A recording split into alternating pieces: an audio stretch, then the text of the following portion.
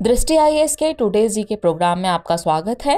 शुरुआत करते हैं पिछले अभ्यास प्रश्न से, जिसमें हमने आपसे पूछा था अंधता नियंत्रण नीति लागू करने वाला पहला राज्य कौन बना है। आपके ऑप्शन हैं option A Gujarat, option B Karnataka, option C Rajasthan या फिर ऑप्शन डी पंजाब। तो इस प्रश्न का सही उत्तर है विकल्प सी राजस्थान। आप में से कई व्यूअर्स ने इस प्रश्न का एकदम सही जवाब दिया है। इसी तरह अपने जवाब, प्रतिक्रिया और सुझाव हमें भेजते रहिए, हमें आपकी प्रतिक्रिया का इंतजार रहता है। चलिए अब आगे की बात को हम एक्सप्लेनेशन से समझते हैं। हाल ही में राजस्थान अंधता नियंत्रण नीति लागू करने वाला पहला राज्य बन गया है, इसलिए विकल्प सी सही है। इसका उद्देश्य दृष्टि के अधिकार को सुनिश्चित करने के उद्देश्य से अंधेपन को नियंत्रित करना है। अंधेपन की दर को कम करने और 3 लाख से अधिक दृष्टि बाधित लोगों के जीवन में रोशनी लाने के लिए राज्य में एक व्यापक अभियान चलाया जाएगा। दृष्टि बाधिता के उन्मूलन का यह एक व्यापक प्रयास है, जिसे राजस्थान के सभी जिलों में चलाया जाएगा। यह प्रयास स्वैच्छिक संगठनों, ट्रस्टों, अस्पतालों और धर्मार्थ संस्थानों के सहयोग से संचालित है। इसके लिए नेत्र विशेषज्ञों के साथ साथ सर्जन, पोस्ट ग्रेजुएट छात्रों और नेत्रदान के लिए काम करने वाले काउंसलरों को विशेष प्रशिक्षण दिया जाएगा। इस तरह इस प्रश्न का सही उत्तर है विकल्प सी राजस्थान। चलिए अब शुरुआत करते हैं आज के एपिसोड की। तो आज के एपिसोड का पहला प्रश्न है, भारतीय भूचुंबकत्व संस्थान यानी आईआईजी के संदर्भ में निम्नलिखित कथनों पर विचार कीजिए। कथन 1 है, यह विज्ञान एवं प्रौद्योगिकी विभाग के अधीन कार्य करता है। कथन 2 है, यह नई दिल्ली में स्थित है। उपयुक्त में से कौन सा ऐसे कथन सही नहीं है या फिर है? आपके ऑप्शन है ऑप्शन ए केवल 1, ऑप्शन बी केवल 2, ऑप्शन सी 1 और 2 दोनों, या फिर ऑप्शन डी न तो 1 न ही 2। तो इस प्रश्न का सही उत्तर है विकल्प बी, केवल 2 कथन सही नहीं है। चलिए एक्सप्लेनेशन से आगे की बात को समझते हैं। भारतीय भूचुंबकत्व संस्थान के वैज्ञानिकों ने मंगल ग्रह के मैग्नेटोस्फीयर में सॉलिटरी तरंग या विशिष्ट विद्युत क्षेत्र के उतार चढ़ाव के पहले साक्ष्य की सूचना दी है।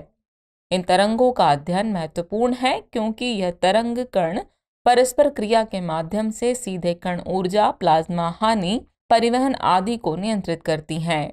भारतीय भूचुंबकत्व संस्थान यानी आईआईजी की स्थापना वर्ष 1971 में भूचुंबकीय अनुसंधान करने के लिए की गई थी। यह विज्ञान एवं प्रौद्योगिकी विभाग के अधीन कार्य करता है, इसलिए कथन 1 सही है। यह मुंबई में स्थित है, इसलिए कथन 2 सही नहीं है। इस प्रकार इस प्रश्न का सही उत्तर है विकल्प बी, यानी कथन 2 सही नहीं है। यह वर्ल्ड डेटा सेंटर फॉर जियोमैग्नेटिज्म का भी समर्थन करता है, जो दक्षिण एशिया में भूचुंबकत्व डेटा का एकमात्र अंतर्राष्ट्रीय केंद्र है। इस तरह इस प्रश्न का सही उत्तर है विकल्प बी, यानी केवल 2 कथन सही नहीं है। चलिए अगला प्रश्न देखते हैं। भारत किस देश के साथ मिलकर वरुण नौसैनिक अभ्यास करता है? आपके ऑप्शन है फ्रांस, यूके, इजराइल या फिर सेशल्स। तो इस प्रश्न का सही उत्तर है विकल्प ए, फ्रांस। हाल ही में भारत और फ्रांस के बीच द्विपक्षीय नौसेना अभ्यास वरुण का 21वां संस्करण पश्चिमी समुद्र तट पर शुरू हुआ, इसलिए विकल्प ए सही है। यह अभ्यास 16 से 20 जनवरी 2023 तक आयोजित किया जा रहा है। दोनों नौसेनाओं के बीच द्विपक्षीय अभ्यास 1993 में शुरू किया गया था, जिसे 2001 में वरुण नाम दिया गया था। यह भारत फ्रांस के रणनीतिक द्विपक्षीय संबंधों की पहचान बन गया है। इससे दोनों नौसेनाओं के बीच आपसी सहयोग बढ़ने के साथ सर्वोत्तम प्रथाओं का आदान प्रदान भी संभव होगा। इस तरह इस प्रश्न का सही उत्तर है विकल्प ए, फ्रांस। अगला प्रश्न है, एंटीबायोटिक प्रतिरोध के संबंध में निम्नलिखित कथनों पर विचार कीजिए। कथन 1 है, यह तब होता है जब वायरस एंटीबायोटिक दवाओं से बचने में सक्षम हो जाता है। कथन 2 है, एंटीबायोटिक दवाओं का अति प्रयोग या दुरुपयोग इसका प्रमुख कारण है। उपयुक्त में से कौन सा ऐसे कथन सही नहीं है या फिर है?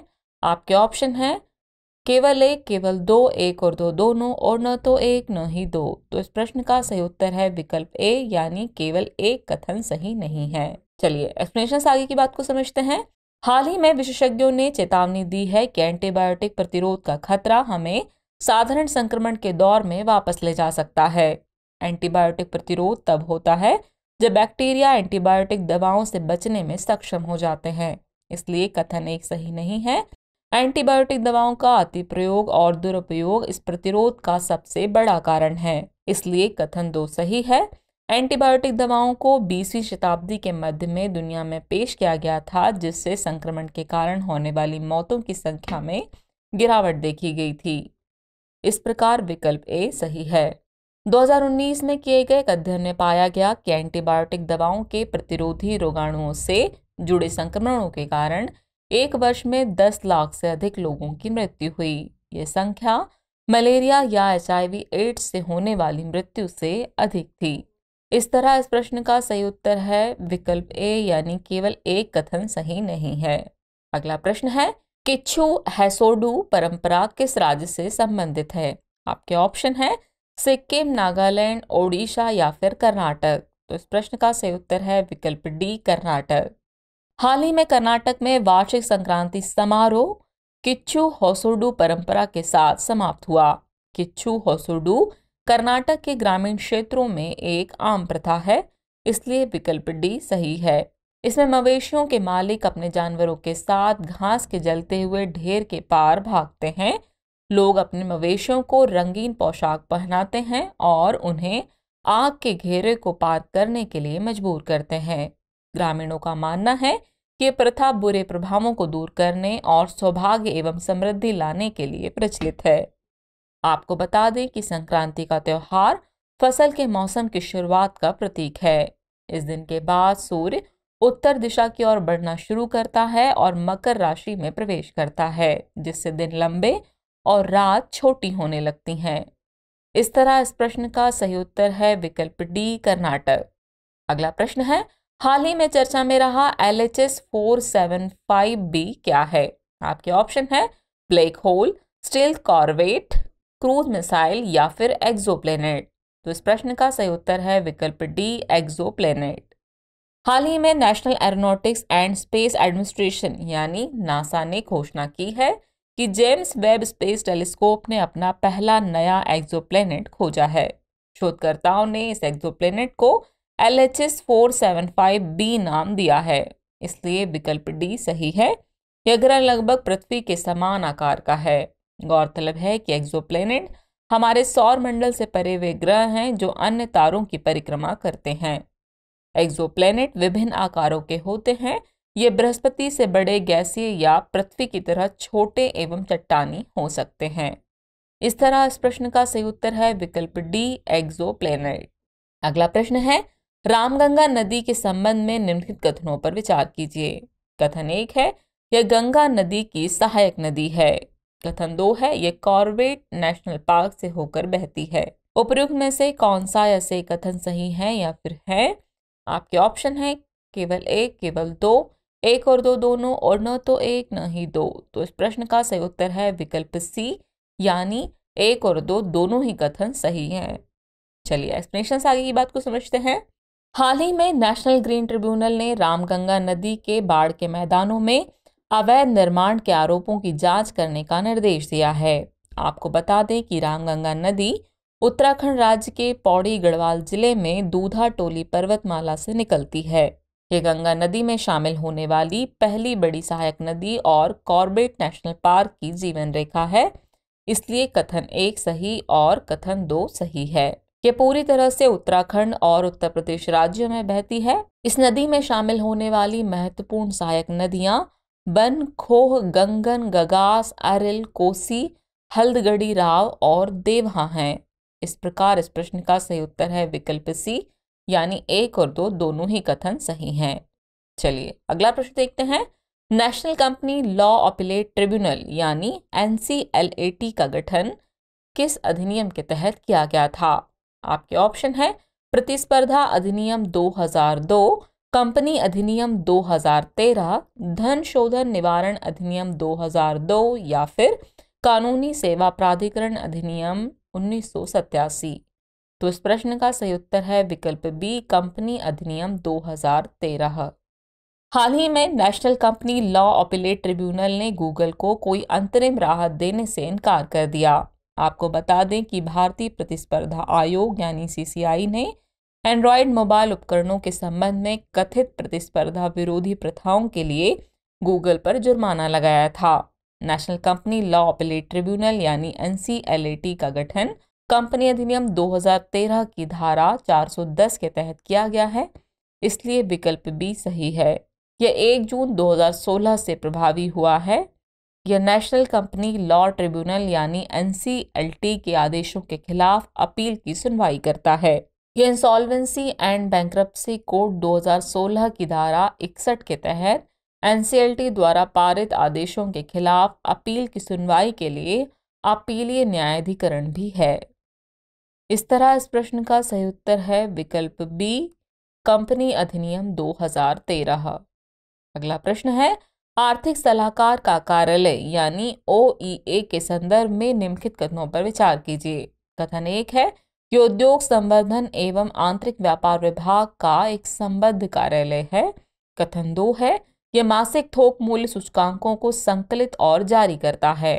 उपयुक्त में से कौन सा या से कथन सही नहीं है या फिर है? आपके ऑप्शन है केवल 1, केवल 2, 1 और 2 दोनों, और न तो 1 न ही 2। तो इस प्रश्न का सही उत्तर है विकल्प डी, न तो 1 और न ही 2। चलिए एक्सप्लेनेशन आगे की बात को समझते हैं। बीते दिसंबर माह के लिए भारत का वार्षिक थोक मूल्य सूचकांक यानी WPI मुद्रास्फीति 22 महीने के निचले स्तर पर यानी 4.95% पर आ गई। यह गिरावट मुख्य रूप से खाद्य वस्तुओं और कच्चे पेट्रोलियम की कीमतों में गिरावट के कारण देखी गई है। थोक मूल्य सूचकांक यानी WPI आर्थिक सलाहकार का कार्यालय OEA द्वारा जारी किया जाता है, इसलिए कथन 2 सही है। OEA उद्योग संवर्धन एवं आंतरिक व्यापार विभाग यानी DPIIT का एक संबद्ध कार्यालय है, इसलिए कथन 1 सही है। ये वाणिज्य और उद्योग मंत्रालय के अधीन कार्य करता है, इस प्रकार विकल्प डी सही है, यानी न तो 1 न ही 2। चलिए अगला प्रश्न देखते हैं। राष्ट्रीय संकट प्रबंधन समिति का प्रमुख कौन होता है? आपके ऑप्शन है कैबिनेट सचिव, प्रधानमंत्री, गृह मंत्री या फिर पर्यावरण, वन एवं जलवायु परिवर्तन मंत्री। तो इस प्रश्न का सही उत्तर है विकल्प ए, कैबिनेट सचिव। हाल ही में सुप्रीम कोर्ट ने जोशीमठ संकट को राष्ट्रीय आपदा घोषित करने की मांग करने वाली याचिका पर विचार करने से इनकार कर दिया। जोशीमठ बद्रीनाथ और हेमकुंड जैसे प्रसिद्ध तीर्थस्थलों का प्रवेश द्वार है। यह वर्तमान में भूधसाव जैसी बड़ी चुनौती का सामना कर रहा है। आपको बता दें कि प्राकृतिक आपदा के समय राहत कार्यों का प्रभावी कार्यान्वयन सुनिश्चित करने के लिए राष्ट्रीय संकट प्रबंधन समिति का गठन किया गया है। इस समिति में कैबिनेट सचिव और सभी संबंधित मंत्रालयों और विभागों के सचिवों के साथ साथ अन्य संगठन भी शामिल है। इसकी अध्यक्षता कैबिनेट सचिव करते हैं, इसलिए विकल्प ए सही है। इस तरह इस प्रश्न का सही उत्तर है विकल्प ए, कैबिनेट सचिव। चलिए अब हम पहुंच गए हैं एपिसोड के अंतिम प्रश्न पर। तो अंतिम प्रश्न है, निम्नलिखित में से कौन सा कथन वित्तीय सेवा संस्थान ब्यूरो यानी FSIB के संबंध में सही नहीं है? आपके ऑप्शन है ऑप्शन ए, इसने पूर्ववर्ती बैंक बोर्ड ब्यूरो का स्थान लिया है। ऑप्शन बी, इसे आर्थिक मामलों के विभाग के तहत स्थापित किया गया है। ऑप्शन सी, यह राज्य द्वारा संचालित वित्तीय संस्थान के पूर्णकालिक निदेशकों की नियुक्ति की सिफारिश करता है, या फिर इसका गठन वर्ष 2022 में किया गया था। तो इस प्रश्न का सही उत्तर है विकल्प बी, इसे आर्थिक मामलों के विभाग के तहत स्थापित किया गया है। चलिए एक्सप्लेनेशन देखते हैं। हाल ही में वित्तीय सेवा संस्थान ब्यूरो यानी FSIB ने बैंक ऑफ बड़ौदा और बैंक ऑफ इंडिया के प्रबंध निदेशक पदों के लिए नामों की सिफारिश की है। वित्तीय सेवा संस्थान ब्यूरो यानी FSIB का गठन केंद्र सरकार द्वारा 1 जुलाई 2022 को किया गया। FSIB वित्तीय सेवा विभाग के तहत स्थापित एक सरकारी निकाय है, इसलिए विकल्प बी सही होगा। इसे राज्य द्वारा संचालित वित्तीय सेवा संस्थानों के पूर्णकालिक निदेशकों और गैर कार्यकारी अध्यक्ष की नियुक्ति के लिए सिफारिशें करने का काम सौंपा गया है। इसने बैंक बोर्ड ब्यूरो का स्थान लिया था। इस तरह इस प्रश्न का सही उत्तर है विकल्प बी, इससे आर्थिक मामलों के विभाग के तहत स्थापित किया गया है। चलिए अब नोट कर लीजिए आज के एपिसोड का अभ्यास प्रश्न। सर्वाइवल ऑफ द रिचेस्ट नामक रिपोर्ट किसने जारी की है? आपके ऑप्शन है option A Oxfam, option B NITI Aayog, option C association for democratic reforms या फिर ऑप्शन डी एमनेस्टी इंटरनेशनल। तो व्यूअर्स इस प्रश्न का जवाब कमेंट बॉक्स में देना न भूलें। जल्द ही मिलते हैं नए एपिसोड में नए नए सवालों और उनके नए नए जवाबों और जानकारियों के साथ। तब तक के लिए शुक्रिया।